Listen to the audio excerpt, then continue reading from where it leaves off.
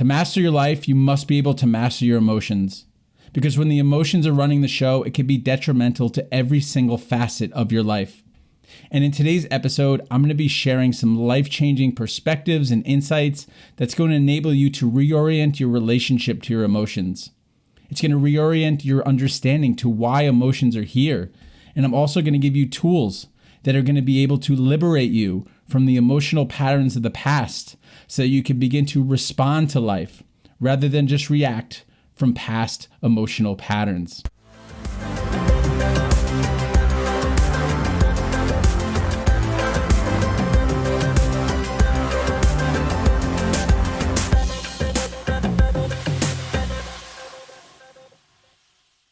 To master your life, you must be able to master your emotions. And quite frankly, society as a whole has been living in an emotional dark ages. We have completely lost sight of the purpose of our emotions, why they're here, what they can show us, where they come from, and ultimately the perspectives that we can take that can liberate us and allow us to no longer just react to life.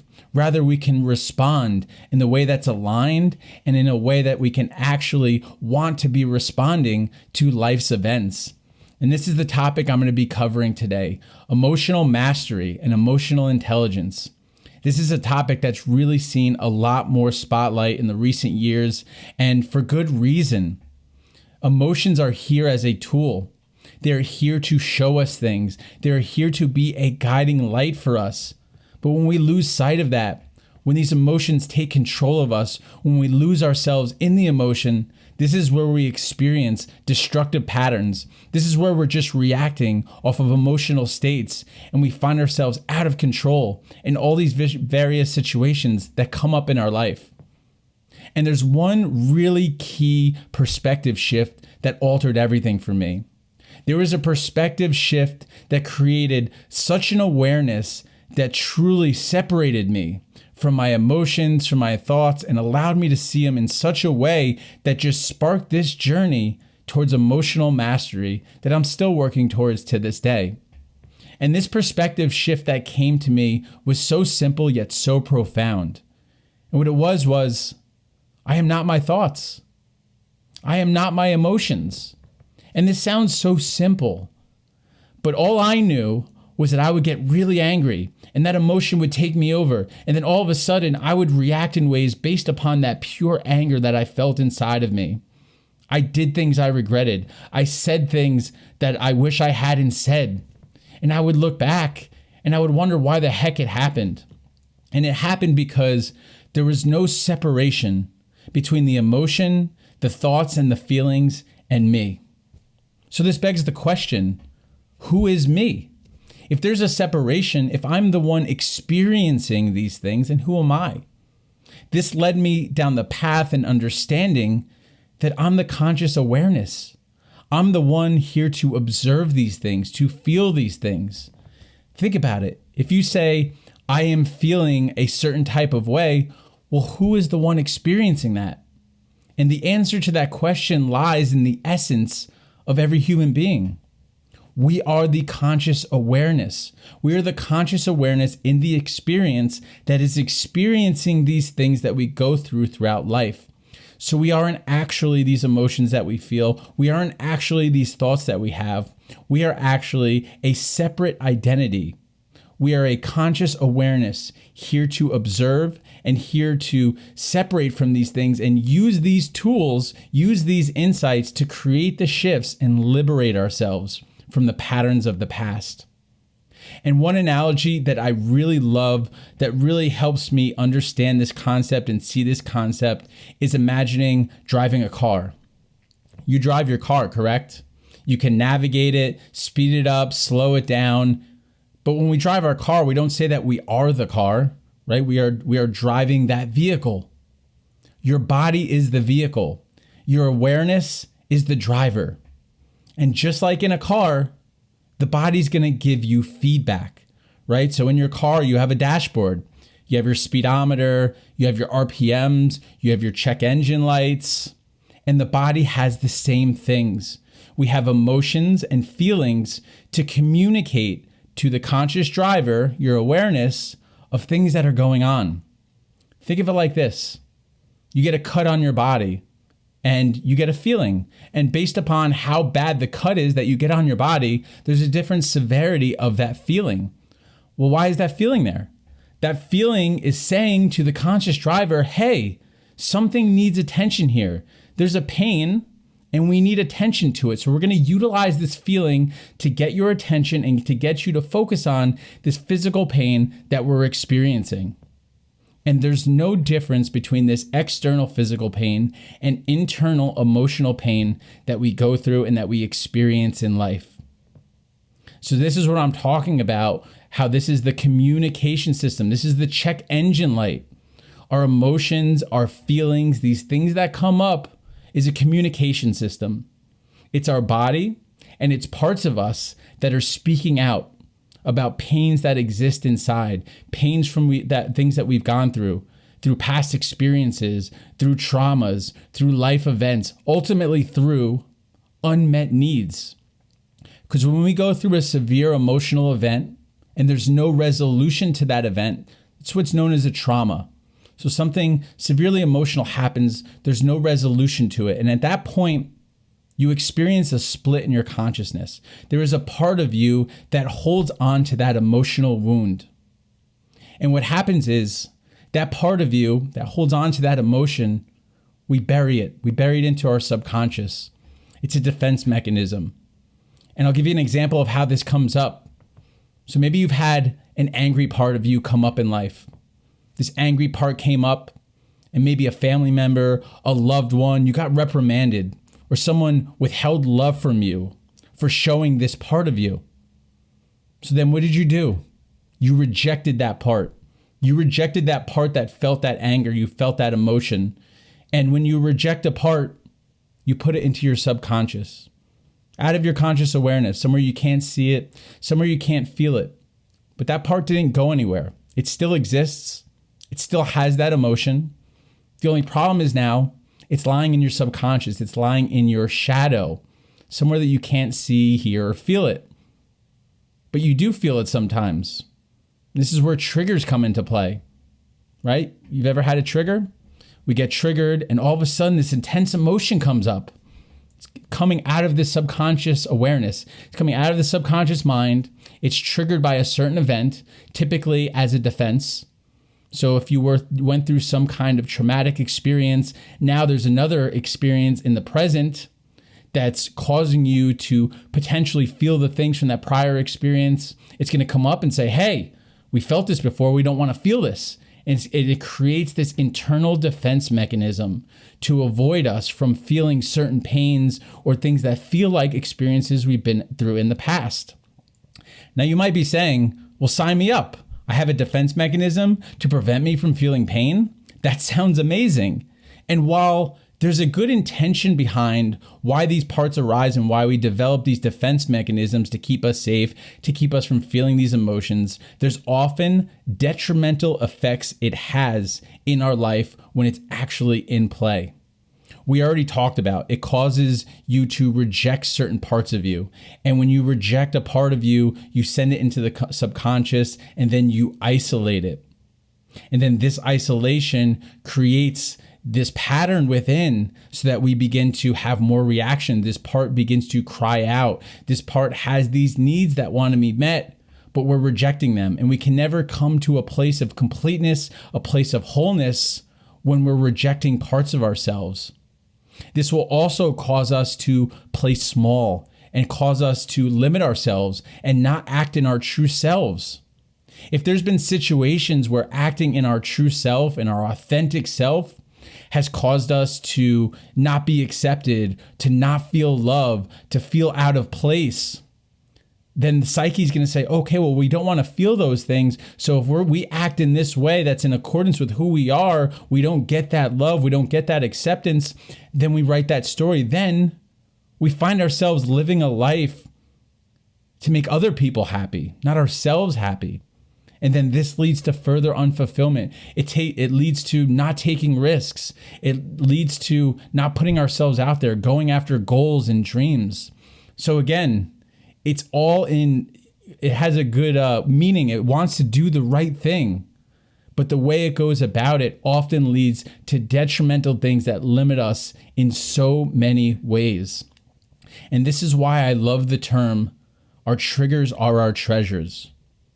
Because when we get triggered, it's showing us an opportunity to look at these shadow parts. Because when they're in our subconscious, we don't always know they're there. They just exist. And many times we have no idea that they're a part of us. So when we do get triggered, we can take this as an opportunity to say, okay, this emotion is coming up. Where is it coming from? Why is it here? We can have a curiosity about it. Again, if we don't have this perspective, if we don't bring this awareness to it, then all we know is we feel this emotion, then this emotion really takes over our decision-making process. And we know now too, it shuts off parts of our brain that deal with logic and thinking. So when we're in certain emotional states, we can lose all logic and just be in a reactive state that's going to affect decision-making processes. So this is going to affect your relationships, your businesses. Everything that you do will be impacted by the power that these emotions have if they're taking you over rather than being used as the guidance system that they're meant to be used for. So this is where a term shadow work comes in. Shadow work means dealing with the subconscious. When we talk about the shadow, we're talking about the subconscious. And the term shadow because in the shadows we can't see, right? If it's in darkness, we can't see. So these parts of us that have these patterns, that have these emotions that we've rejected and pushed away, it lies in this area of darkness. And when we do shadow work, we're bringing light into these parts of us that are affecting our life on a day-to-day basis. And again, the trigger acts like a flashlight. It gives us a momentary flash into the areas in which these triggers exist, these parts exist that hold on to these emotions. And then as we go into these emotions with curiosity, we begin to unfold and see the unmet needs of these parts that exist inside of us. And the good thing is, it's not a life sentence. So an emotional thing happened, there was an unmet need of this part that happened in the past, but that doesn't mean that need cannot be met in the present moment. We always have the capabilities to come to these parts with curiosity, with love, with acceptance, and these parts will speak to us. These parts have things to say. And the more that we can dive into this process with awareness, we can become whole and complete in ourselves. And this is essentially the process that goes on with, I'll use the word trauma, right? Having these unmet needs, having a severe emotional event. But we always have the capability and capacity to heal this. This is the work. This is what it means to come into emotional regulation and perspective shifts that really allow us to use these as the tools that they are. Again, I feel like we've been in such an emotional dark ages. We shouldn't feel this way. Don't feel this way. But the reality is that we feel these things. These things are coming up. And it's not going to be all sunshine and rainbows. It's not happiness at all times. So it's about taking the opportunity to observe these things from a neutral state. Again, curiosity, compassion, love. There's a concept that I'm not going to dive into in this podcast called internal family systems that really beautifully articulates this process in motion of how we go through some traumatic event. These different parts then pop up in our psyche, and then they manage our lives in certain ways. Sometimes we people please. Sometimes we become a critic. Sometimes we get angry when people tell us what to do. There's all these different personality traits that start to emerge based upon these experiences of the past. So there's two decisions. You can either be a slave to them and leave the awareness out of it and just say, this is who I am, this is how I am.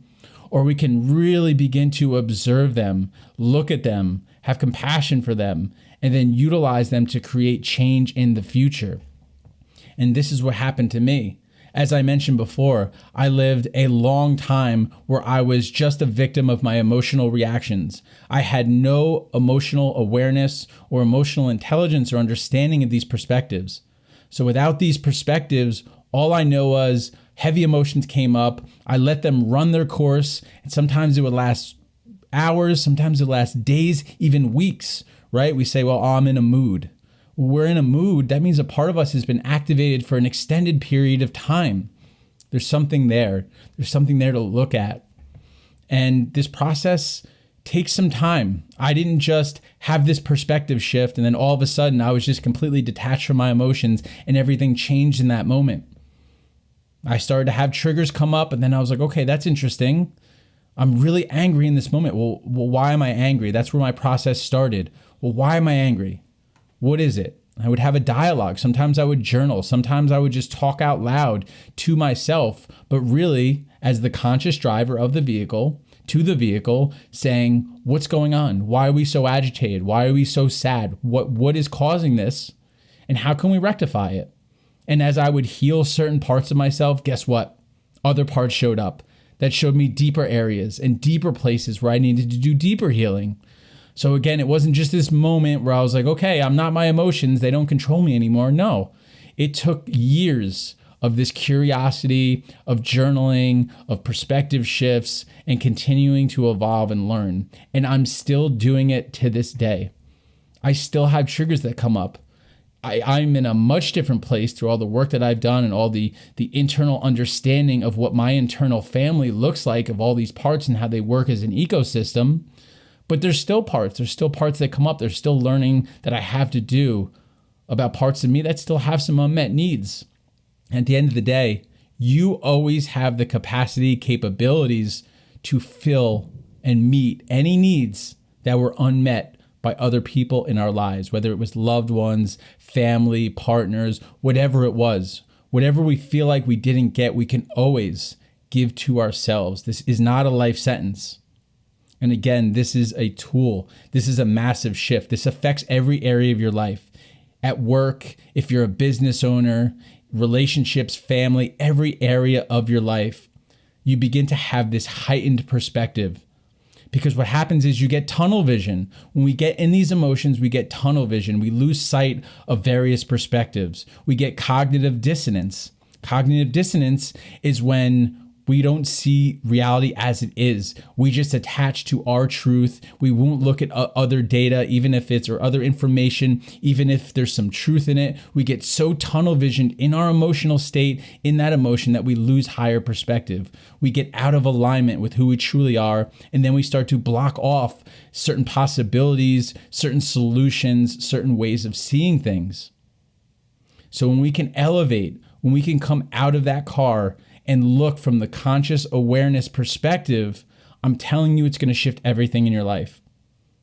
And again, you're not just going to be able at the snap of a finger. You're going to get triggered. You're going to get into those emotions sometimes. That's okay. But the quicker you could bring awareness and say, okay, this is coming up inside of me. And that's where it really happened for me. It really was in the space. Whereas it would take me till after the fact to understand it happened. Then all of a sudden that awareness came sooner and sooner, until eventually it hit a point where I felt the emotional state before I acted. That's when I went from the point of reacting to responding. I felt the emotion. I felt these things wanting to be said. And then I would be able to negotiate, talk with them, and see if that's really how I wanted to act. And again, that took me years of practice in developing a relationship with myself to get to this point where I was able to really see these things before. And now I'm really at a point where I feel it in my body first. So if there's an emotion, if there's a certain energy that feels off, I've tuned in and I feel it. I feel it. My chest may be tight. My stomach may be churning. I may just feel very heavy.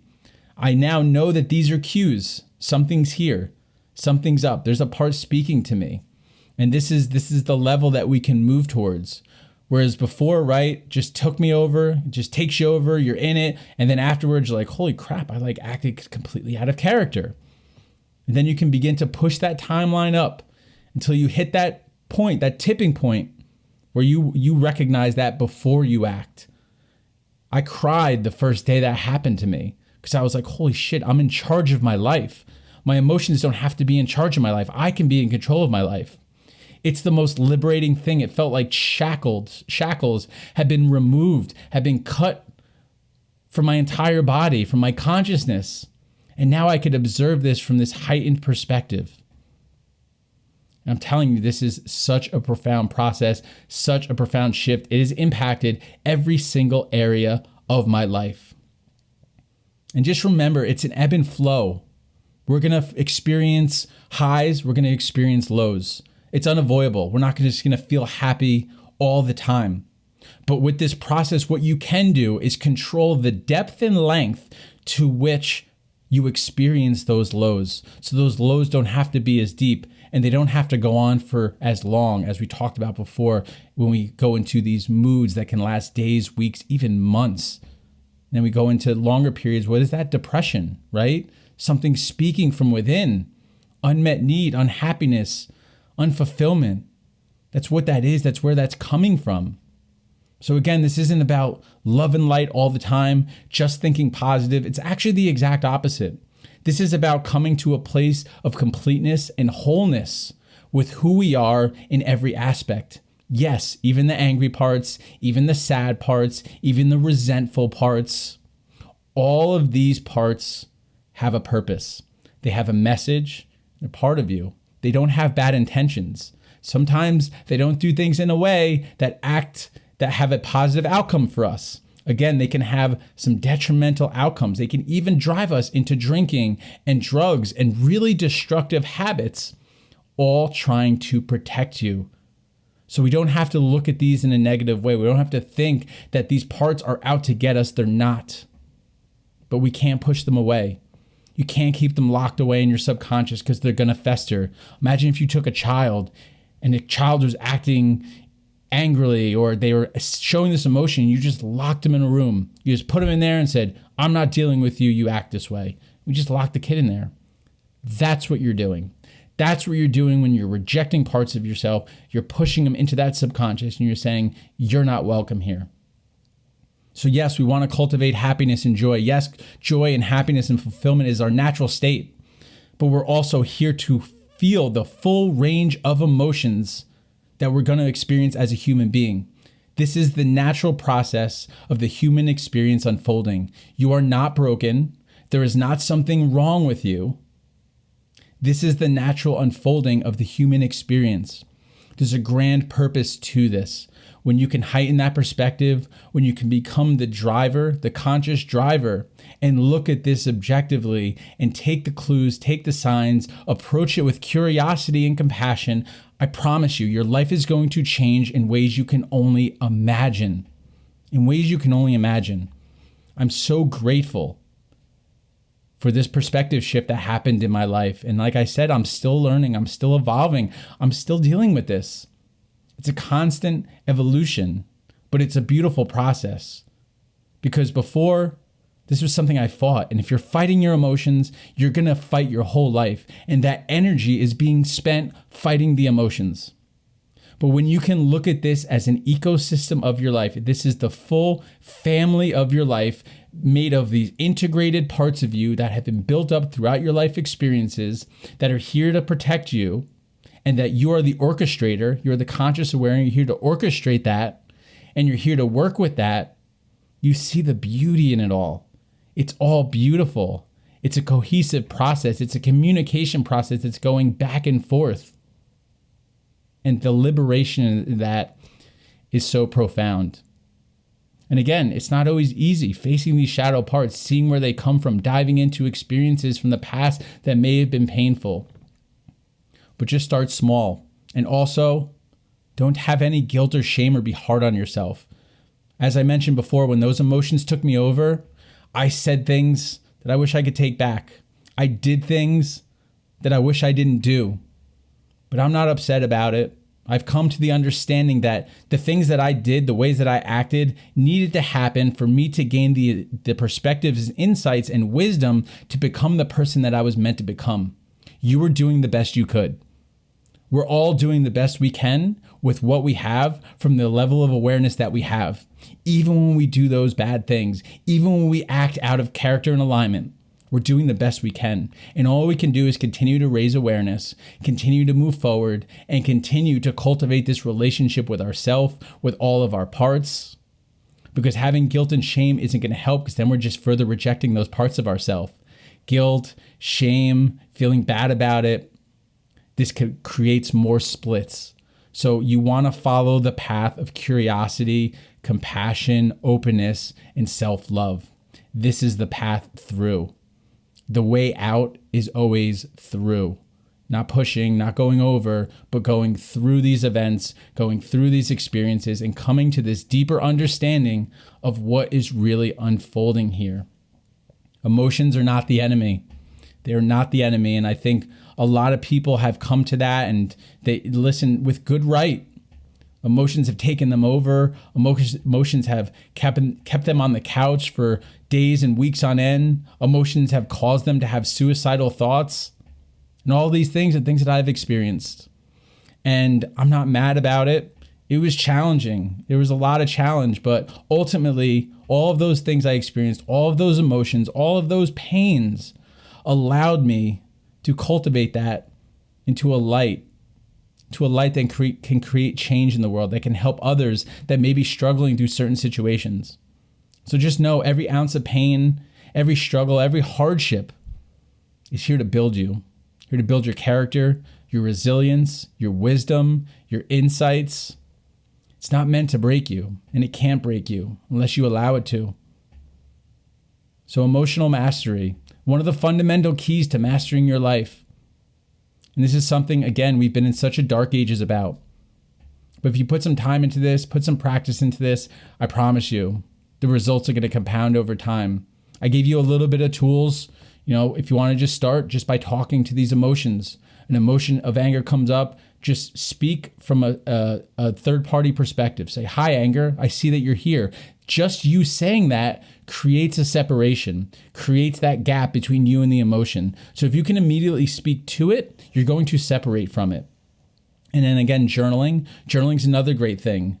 I would look at the emotions that come up and I would write about them. I would write the patterns. Okay, I get really angry when someone tells me what to do. There's something there. And then I had this part and I knew that this part would activate when someone told me what to do. That led me down a rabbit hole of understanding where in my past I was told what to do, which created this part that had a resentment against being told what to do.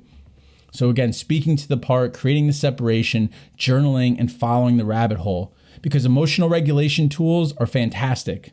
Breath work, meditation, being able to kind of suppress and move through the emotion. But to truly liberate and change its role in your psyche, we need to get to the root. And the root is, why are you coming up? You're being triggered for a reason. There's something in the past, or like we talked about, there was an unmet need that happened. How do we resolve that? What's that unmet need? How can we meet it now? And then after that, a magical process takes place. That part then takes a different part in your psyche that doesn't have to hold that painful emotion. It can now support you in different ways using the energy it was using to hold that emotion. So instead of holding that pain, instead of holding that anger, it can now utilize that energy to help benefit your growth, development, or whatever you're looking to do in life. So this is the full circle of this process. We go through these traumas and pains. We have unmet needs. We have these parts that hold on to them. Then these triggers show us these parts that come up. And then through those triggers, we now have an awareness of the subconscious parts that are playing a role in our psyche. Then we use that awareness to go down the rabbit hole, see where the root cause of that pain is. We meet that unmet need and we completely transform our consciousness. This is the full circle. It's absolutely amazing. I love this topic. There's definitely more I could talk on, but I think I really went into depth and there was a lot of meat in this one. So I'm going to leave it here. Again, I just want you to take away that you're not your thoughts. You're not your emotions. There's something here to guide you. They're a tool. And there's something here that's just talking to you. So the next time you get angry, the next time you feel a really heavy emotion, see if you can bring that awareness to it. See if you can bring that perspective to it. And see how you can begin to make those shifts and begin to respond to life rather than reacting. I really enjoyed this one. I'm going to be doing a blog about this one as well. I actually already did it before this podcast, so I'm going to be putting that up on the website as well. And I look forward to catching you all on the next one for next week's podcast. And as always, stay growing.